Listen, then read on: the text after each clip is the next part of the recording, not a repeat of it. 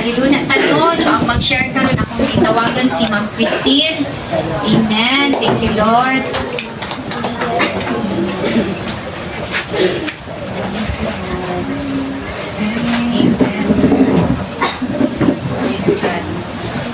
Kakulba ba? Sige, si Lord can ako speak with. So before we start, let us pray. Let's open our heart to God. Let's pray. Heavenly Father, O God, Lord, we worship you, Lord God. We glorify you in this place, O God, Lord. We pray, Lord God, we humble down ourselves before you. Cleanse our hearts and even our minds, Lord God, with your most precious blood. Na thank you for making us worthy, Lord God. Even, Lord God, prepare our hearts. Pagdawat sa imong pulong, among huna-huna, Lord God. Kay Lord, ang tanan, Lord God, wala gid kami mahimo, Lord God, kung wala ka. Kung naaman may mahimo, Lord God, mahimo gid kining dili matarong, Lord, because you are not there. And even in this evening, Lord God, I humble down myself before you. I am just your mouthpiece. I am just your vessel, Lord God. Imuhang katuyuan, ang matuman, Lord God. Ang iyong agenda, lagayon, Lord God. Ang matuman, ang ining lugara, Lord God. And cover us with your most precious blood. Lord, minister unto us this evening, O God. Speak unto our hearts, Lord God, na mas ma-equip pagayod kami, Lord God, sa imong presence, O Lord. Holy Spirit, Lord, increase in us so that we may decrease, Lord God. Paubusin kami kanimo, Lord God, na wala gid kami mahimo, Lord God, kung wala ka. Salamat, Lord God, sa tanan. Salamat sa ginabuhi sa matag usa. Bisan pa man, Lord, sa kalipay, sa gugma, labaw sa tanan, sa imong buong presensya, Lord God, na kanunay nagapuno ug nagaubad ka namo. Lord, I surrender everything unto you by this evening, Lord God. Tanan nga naasa mong kasing-kasing, huna-huna, Lord God, among ka na ginalay down, Lord God, your holy throne, Lord God, before your feet, O God, at to your feet, Lord God, we surrender everything. Thank you, Lord God, for everything. All the glory and all the honor belongs to you, Lord God. In the mighty name of Jesus, we pray. Amen and amen. Amen. Okay, so this evening, magklase. So, karong gabi una, ang atong istoryahan is, panikamutan ako ha, nga mas mapaspas or sa ba, kayo. Just this week, daghan ko gagian, ano ko, wala no, abi na kung ako lang ang naay giagian. Tanan di ay ni. Maragobantay ni mo ang season sa mga Kristohanon, same lang. Giagian ni mo, giagian niya, pag kadaugan po, halos kadaugan po tanan. Grabe yun, kaya makaingat ko ba nga, lagi pamuhat yun si Lord. Even ang kaaway, nagpanglihok po yun. But this evening, ato istoryahan karon is really about episode, really about challenges. Let's talk about holiness of God. Amen. Grabe. Just this week lang yun. Ano ko ba? Lord, imingaw ko, Lord God, ay lagi something sa kong sulod niya na ay ginapangita nga dili na ko masabtan. I am in the church. Nagbasa ko, sorry, but not that constantly, but there is something in my heart na ginapangita na ko, Lord. Until such time, wato so, actually, katong Sunday, nag-message ko ng bingo, madugay ko bing, kay, nagsige pa kong bakho, o pa ko kailis. Eh, grabe ang presence sa Lord, nagapanglihok. Because that time, before, last week lang yun, nag-impress si Lord ba about holiness. O niya, just this week, na ay nahitabo. Part of my testimony lang yun. Joke, testimony lang pa dyan. Just this week, sa akong trabahuan, naitabo na kawat. Ang CLC, katong sa Manggahan banda sa Mati, dili ako ang assigned na dito sa lugar. Dili po to akong area, dili po to ako sa CLC. Wala ko, dili to ka area kahit Tiguman, man po San Miguel. Naitabo nga kawat. Kawat sa welding machine, kawat sa grinder, as in ka ng mga pangkuan, ilang ikawat. I thought na okay lang kay grinder lang ang nakawat. Na-appeal di ang welding machine. So, okay ra. But what's the sad point? Nakaari ang welding machine sa akong pangalan. Kabalo na ta ba sa government? It's either ikaw ang mubayad or imuhang ilisan. Pagkabalo na ko ang ikawatan, wala lang, peace lang. Pagkabalo na ko nga, sa ako nakaari, ano ko, Lord, pero kung maghilak ka, ako naglagot sa tao. Naglagot ko sa sitwasyon. Na wala mo ko na-assign dito, di man ako ang gagamit. Pero sa ako lang yun, nakaari. Ang welding machine. Ano ako, Lord, grabe, Lord. Pero deep in my heart, do masking natong gibati, ka na galing, normal yung tingali nga mabalaka ka, mahadlo ka, pero deep in your heart, you have that kana ganing peace gihapon. Naghilak ko, pero feeling ako, murag hilaw akong hilak, nga wa ko kasabot. Gusto lang ako ma-outpour akong emotion at that time. Nya, ana lang yun ko nga, Lord, ikaw lang yun control. Pero, nawala gyud ko sa passing, nagawas gyud ang ako ang kanang mga karakter nga dili mauba, dili man padingon na makasasala, pero kabalo gyud ka nga dili gyud mao. Anya, dito na nasabtan bitaw Lord no, lahi ra gyud pag aprestuhanon dili pa gyud totally surrendered o totally filled in sa imong presence. Dili nimo mabantayan imong kaugalingon nga matingala ka pag dili gyud ka puno sa presence, dili ka puno sa word ni Lord. Tingala ka kay ubalik to imo ang mga dati nga batasan, irritable ka, dali ka masuko, dali ka magyaw-yaw, dali ka mag-give up, dali tanan nga unsa pa na din ha, tingala ka, and then you will realize, bang, ulang na di ay sa presence ni Lord. Muna pag naay problema, nganong dali kay mo give up, nganong dali kay mo surrender, it's not because hina ka nga pagkatao, but it's just because you are just lacking the presence of God. Amen? So this evening, atong istoryahan is, kunya mo to, si Lord lang mamuhat, ada sa siya nga, gilay daw lagi daw tanan kay Lord, and it is only the peace of the Lord that surpasses all understanding. Mura yung mag-guard sa itong kasingkat. And dito na na-realize, tama, dili man ako magbayad, kaya ang mga teachers mo na-assign atong nga area. Dili po ko mabalaka ko if ever man, kay after all, dili, akong gikulbaan mo gud kay basing ang clearance ba, basing mag-retire, dili mo po din maapektuhan as long as mailisan kung unsa na kong gikawurihan, kung buto na hunaon. Dito no, and in Psalms 91 verse 7, di ba? 1,000 may fall at your side and 10,000 at your right hand. So, ibig sabihin, posible nga doon lang sa imuha, pero dili ikaw directly because no one can harm you when you are in the presence of God. Amen. So, medyo ko ano siya. So, this evening, we are going to talk about the life of Samson. Kasi nakaila ni Samson. Okay, kasi nakabasa sa life ni Samson. So if you're going to read the life of Samson, makita na niyo siya sa Judges chapter 13 to 16. Okay, that is the whole life of Samson. So as we all life of Samson, a call to holiness. So sabto to unsay relasyon sa life ni Samson sa atwa isip Kristohanon. So just kung dili naman gid kung basahon din natong whole chapter, taas na gid kaayo. But at ko alang murag summary lang siya sa mga important na events na nitabo sa life ni Samson. Okay? But before that, katong sa time ni by the way, our key verse for this evening is naa sa Matthew 22 verse 14. For many are called, but few are chosen. Leviticus 11 verse 44. For I am the Lord your God. You shall therefore consecrate yourselves, and you shall be holy, for I am holy. And 1 Peter chapter 1 verse 15 to 16. But as he who called you is holy, siya nga nagtawag nimo kay holy, you also be holy in all your conduct, because it is written, be holy, for I am holy. So, dili lang siya sa Old Testament na sulat, even in the Old Testament, because the Lord is the same yesterday, today, and forever. If He was holy before, He is still holy, and He will always be holy. Amen? So, sa time ni Samson, unsa di ay ang naa sa Israel? Unsay naa to sa Israel? So, in the time of Samson, before siya gianak, during sa time ni Samson, it was a spiritually dark and unstable area during the life of Israelites. Because that time, ang mga Israel, dako kay sala. Because they tend to worship other gods. Okay?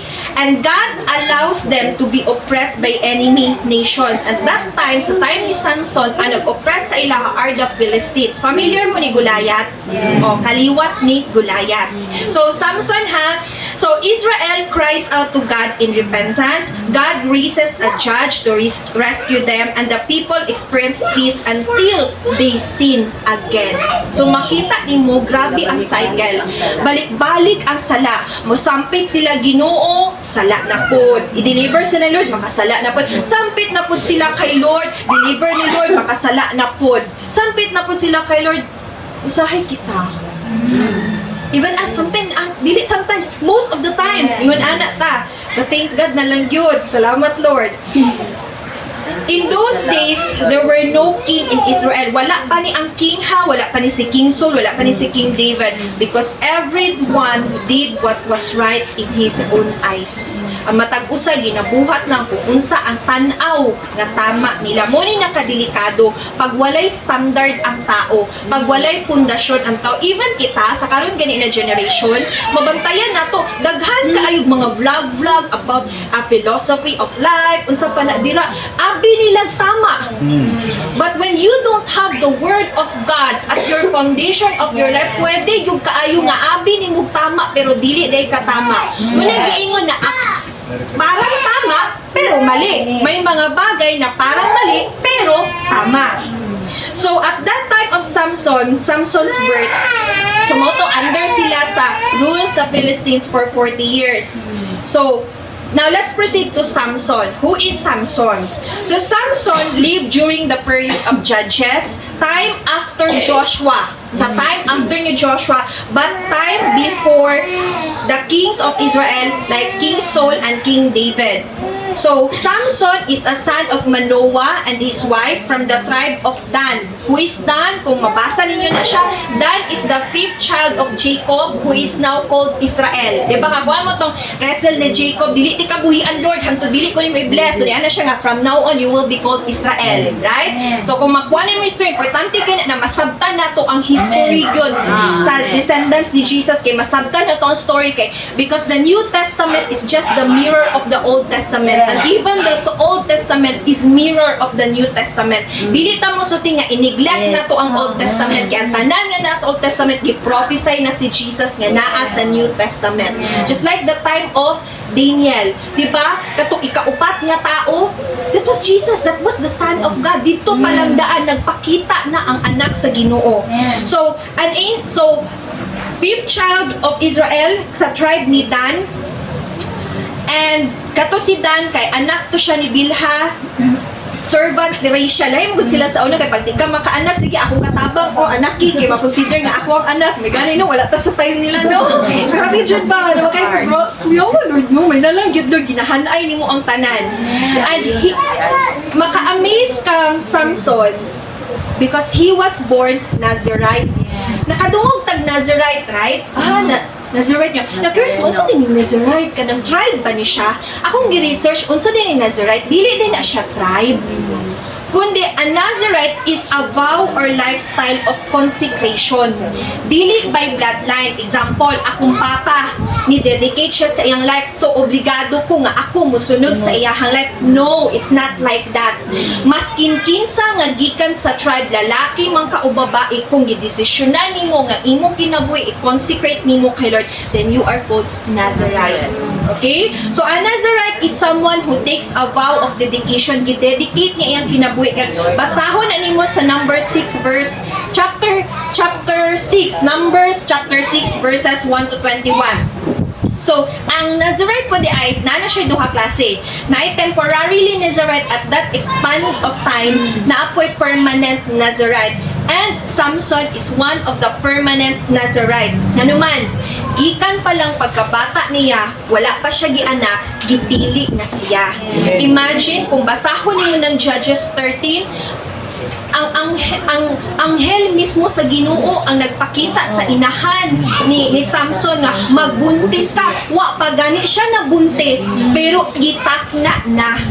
The same with you. Mamito gikanta nato no nga Lord wala pa man ko nabuhi pa kong anak sa kalibutan before I formed you in your mother's womb I know you. Munang walay aksidente sa atong kinabuhi. That's why sa kuwagay mismo that is kanang every time na maluya ko, dili man luya ako, every time na murag naay something nga, ma-distance gamay, maulagin ng gunit-gunitan na to. Wala nagkamali si Lord sa pagpili sa imuha. It may be, gikan ka sa broken family, it may be nga, imong pamilya, sitwasyon sa imong pamilya karon, but God is telling you this evening, wala nagkamali si Lord sa imuha. Amen. Amen? So Samson was set apart even before birth and how holy and serious his calling was. So dira nimo masabdan nga sinugdanan pa lang, giset apart na si Samson kay inana kaseryoso ang iyang calling. Naay calling si Samson, dili lang siya basta-basta nga calling. So, basahon na to ang life ni Samson. Medyo kuan na ni siya, summary lang ni siya, walang di pa summary lang yun na ako siya taman-taman. So Samson was born to Manoah and his wife after an angel of the Lord promised them a child who would be set apart as a Nazirite. So ang Nazirite di ay bawal mo inom, bawal gupitan, daghan jud siya bawal kumuto naon, following gud siya dira sa consecrate gud para kay Lord, dedicated to God from birth to deliver Israel from the Philistines. As he grew, God's Spirit began to empower him. Naan, nagauban ang Spirit ni Lord. As a young man, Samson desired a Philistine woman. Kini po lagi si Samson, no? Kanaganing kuan ba? Kanang nakalahi na gani, usahay yun, kirap-kirap yun ang matapod. O, diba? From team na mura po o Christmas light. Wala pa man na Christmas. From team na demanded to marry her. Grabe, kung basahon ni Mudra, siya pagod ang nagdemand. Kana, muray, namili na siya sila. Kana, ganahin ko na, ako na, atua na. O. Diba? Muralag ka ng, sige ka na kung gusto, ambi na. O, kuyawan ni Samson, no? Kaya nga ba? Even though his parents were against it. Diba? Maskin pag iyahadong ginikanan kay against it. So, mukha mo do, na pwede pinili na yung anak, Lord. O, usahay kita. Usahay, diba? Anak ko ito, usahay. On the way to Timnah, he killed a lion with his bare hands. Nakapatay siya og lion. Namura lang po daw. Kung basawan mo ang judges, namura lang po daw siya nagpatay og kanding. Imagine na, lion, nagisasama lang siya sa pagpatay sa kanding. Later, he saw a swarm of bees. Apil po di ay sa balaod na ginafalo sa isa ka Nazarite. Bawal gupitan ang buhok, bawal mo inom, o bawal mo duol sa mga patay. Even iyang kaugalingon nga ginikanan, bawal siya mo duol. See? Okay ko ba? Grabe, Lord. Wala patawad, Lord. Relative lang man na, Lord.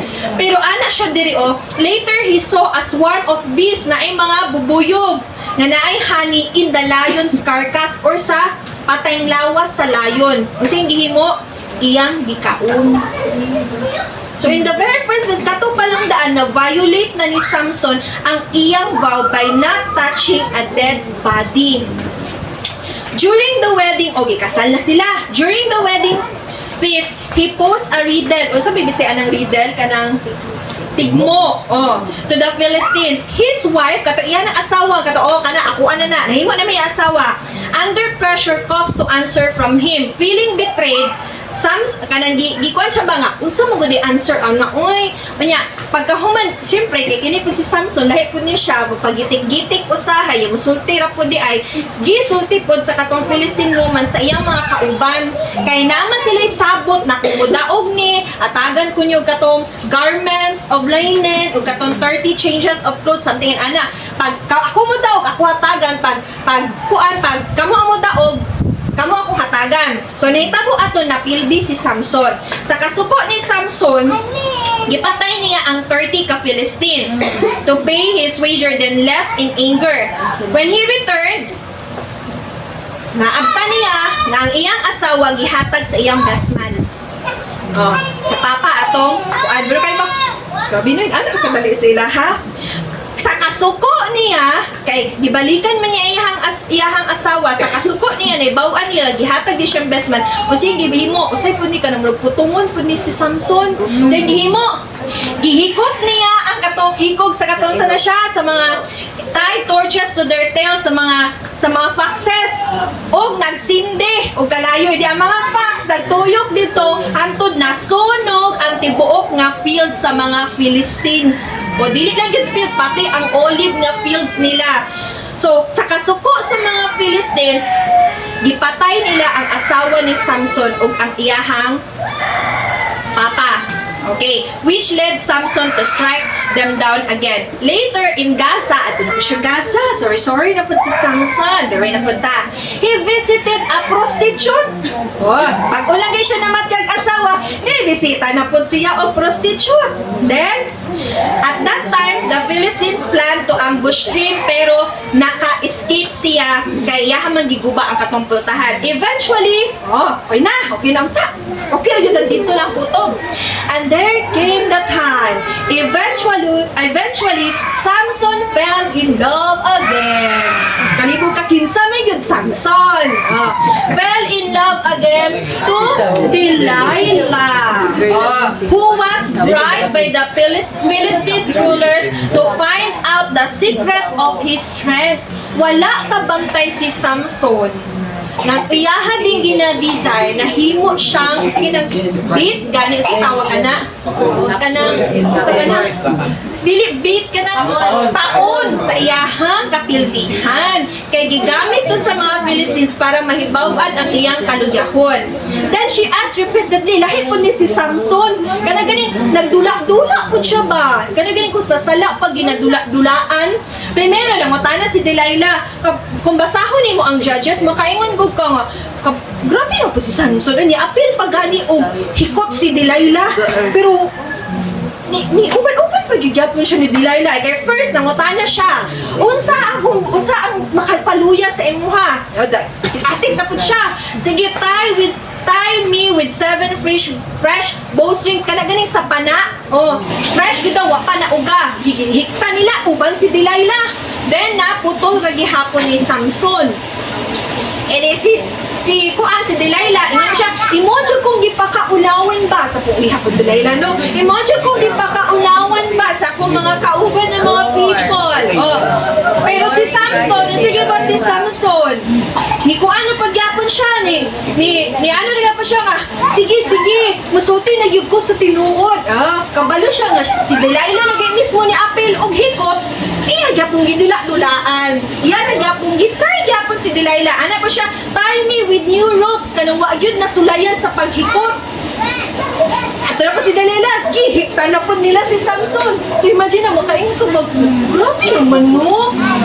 Chosen by God. Kanya, asa mang wisdom ani? Uy, diba? Then, paghikot sa iya, na-break free na po.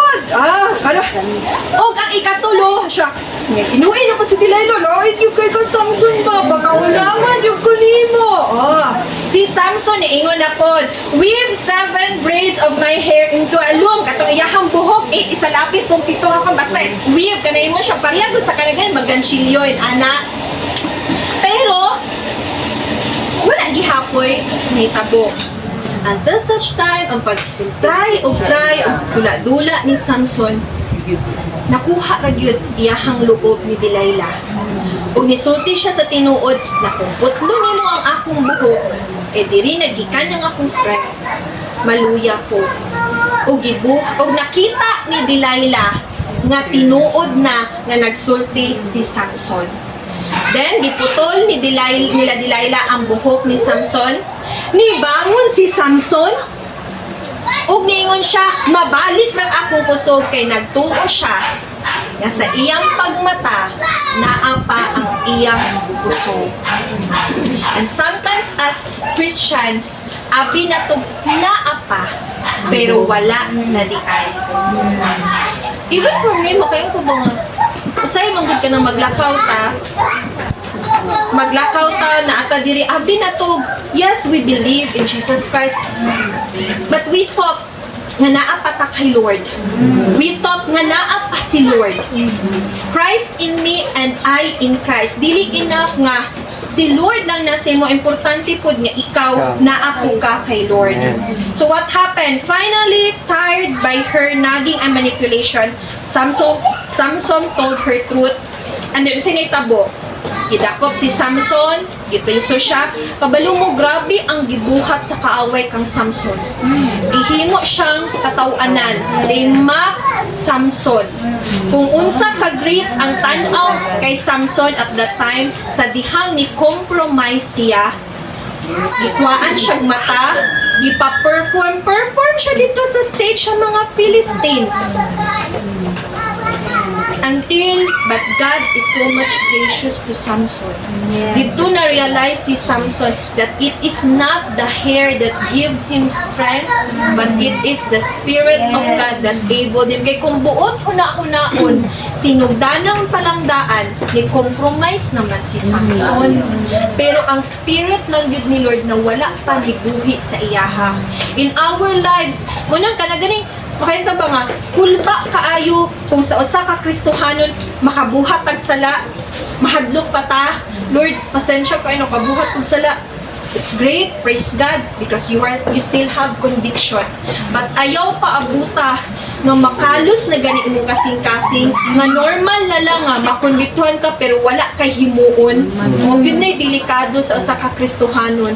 Now how we always pray, Lord, na may panahon na murag mukubal akong kasing-kasing. Kaya ang kalaban ko sa Kristohanon, even for me, taon-taon na ba ko ng Kristohanon, ang kalaban sa Kristohanon, this is a reminder sa mga bago ha, ang kalaban sa Kristohanon, familiarity. Kana ganing familiar na lang ka kay Lord, familiar na lang ka sa presence ni Lord. Unlike those times, na-remember na ko sa una ba ito, bago pa kong God encounter, grabe presence Lord, pagbangon pa lang, ga-shaking na, gatangs na, grabe, pasaw, devotion na, paniud to, panihapon pa, pamahaw, apil pa snacks, word ni Lord, sugot og way kan anay, sugot way gawas-gawas sa kwarto, kaya mubasa lang yung word ni Lord, until such time, nilabay ang mga katuigan, pag nawala, Lord, kumusta man ko, Lord? Diba? Sometimes in anak sagta. And I will just, story pa lang to. Wala pa to siya sa word. So, unsa atong ma-reflect dira? How does it relate to being holy? My first point is that just like Samson, how he lives in the Old Testament, even the Israelites are called to be holy. So are we in this generation, in this New Testament generation, we are also called to be holy. Gani, di ba, anak siya, what does it mean called? You are not just ordinary, kanang hitawag lang. Dili sit-sit lang, dili ang puti mo na pangalan lang, nana. Kundi, you are called for a holy purpose. You are called by a holy God. Diretso po. Kanang galing, masabtan na to ba?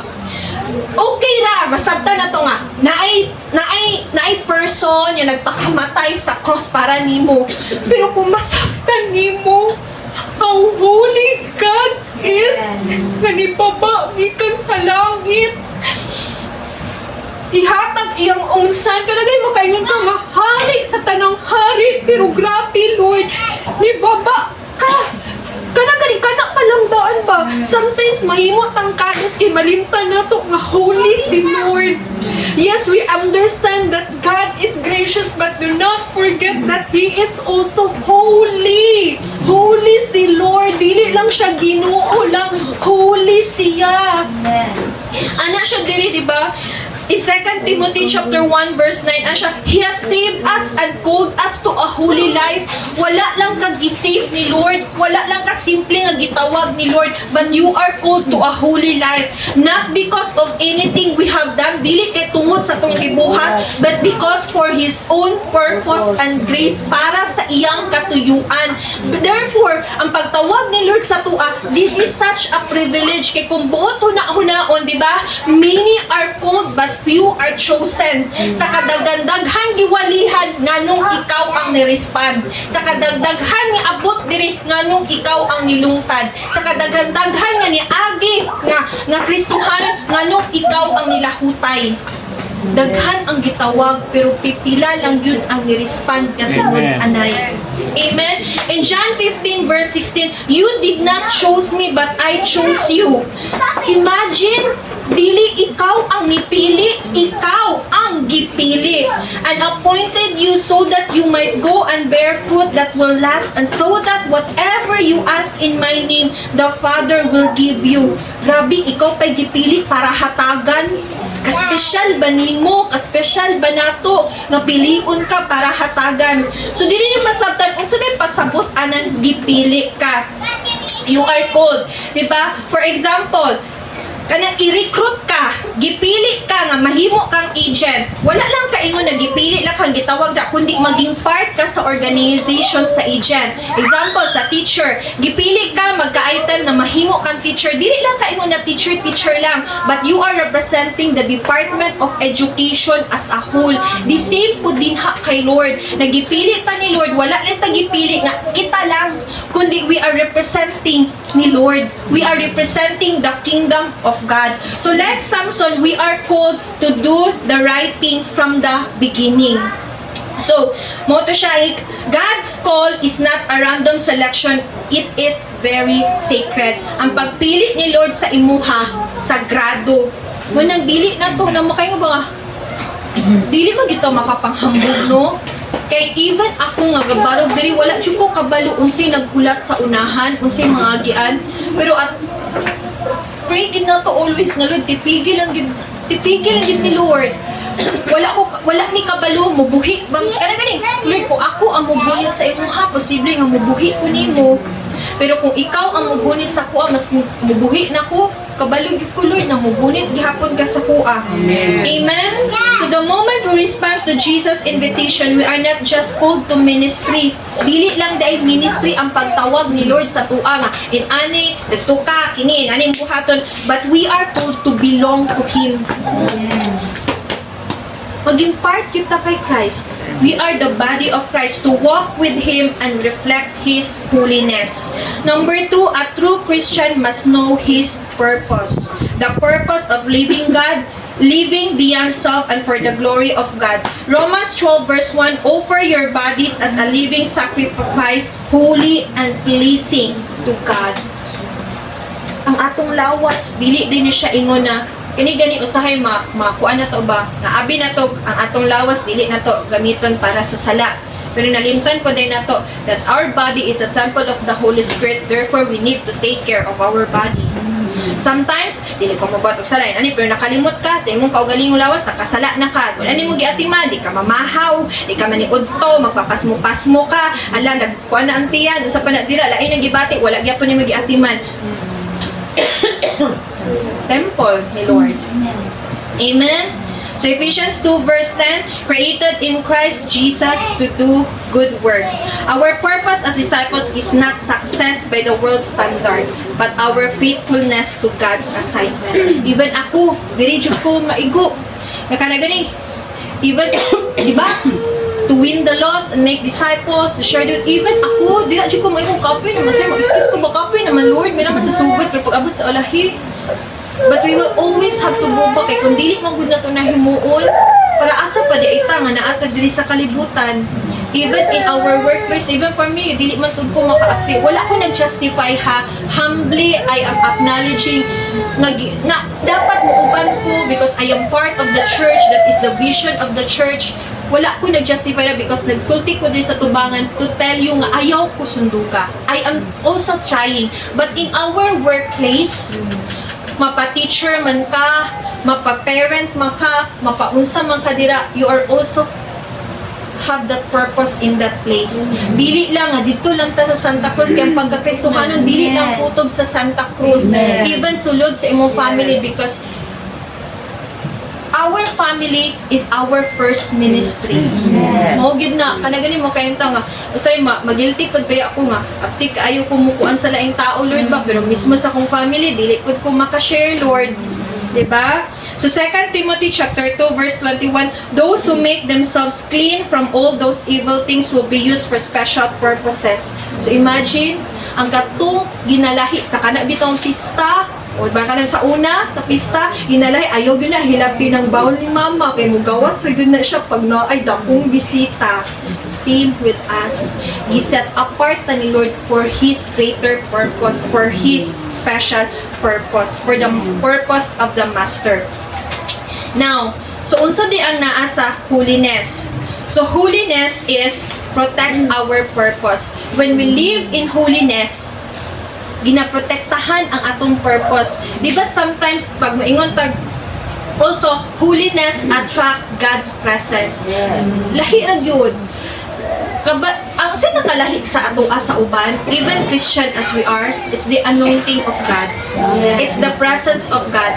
Many can claim nga daghan og gift, howd mo share, pero dili ba yan ipahawday ang pag-share sa word ni Lord. Amen. It's all about the presence of God and the anointing of God. And on the anointing of God can only be accessed in your secret place in the holy presence of God. Dili na ingon na, hala, mag-practice ka, ingon, anak, mauna na siya, dili. Unsaon man ang gasigi kag basin, wala ko lang yun. What I mean ba, prayer and soaking. Prayer and seeking the presence of God, mag-uban gid na siya. Example, mag-share ka. Dili gid enough nga, ay okay na to, kahit sa to, basta mag-share na ko, adto na ko. Importante sab kaayo nga prepared ang imong heart, prepared ang imong Amen. sulod because you are imparting. Sa dihang mag-share ka, you are imparting spirit baya. Kung ito nang dili dapat pasagad na kanang kuan nga magtaka na lang kag sulti din ha, because the moment na even sa paglay hands, dili basta-basta na lay hands lang yun nga basta-basta lay hands. We need also to check our heart because it is written in dili ko sure kung asa basta sa New Testament, I think Timothy, na the moment na maglay ka og hands, nag-impart baya yung kag spirit. Muna, importante kayo every time we pray, every time we lay hands, puno yun ta sa presence ni Lord. Kaya pag dili, basin ang hurt ang mapasa, even kita, muna dili ta pwede pataka o ganang paminaw o preaching, even magpataka o paampo.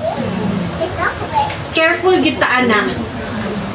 Medyo kuan siya no, medyo hard siya paminawon, but that is the reality. Dili gyud ta magpataka. We need to be mature in that area nga dili gyud ta basta-basta nga magpataka lang, because we are in the spirit. Dili lang siya ngayon in ani lang, but everything we are operating in the spirit.